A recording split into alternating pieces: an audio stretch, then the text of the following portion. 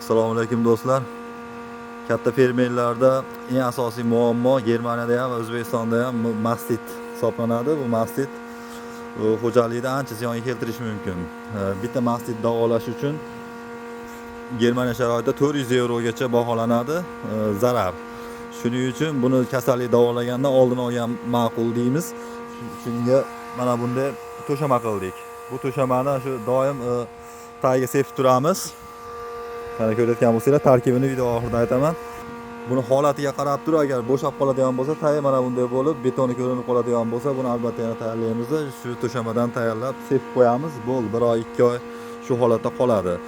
Sigirlar asosan yotish bilan o'tkazadi, 10 soatdan oshiq, 16 soat faqat sigirlar yotishadi.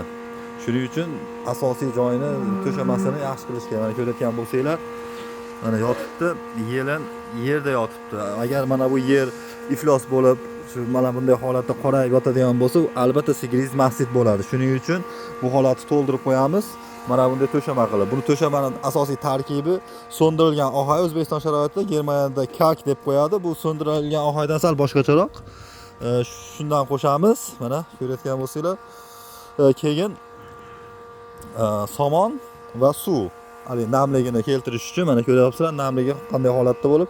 Endi buni nisbatlari 3 tonna so'ndirilgan ohay, 1 tonna somon va 1 tonna suv quyiladi va keyin buni uzoqroq saqlaydigan bo'lsangiz, qizishni oldini olish uchun kalium sorbat qo'shsangiz ham bo'ladi. Shunga bir 7 kilogramm qo'shasiz, suvga aralashtirib qo'shsanglar yaxshiroq ta'sir qiladi.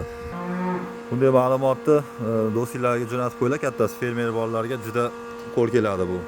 Doim sigirlar tayini chiroyli saqlanglar.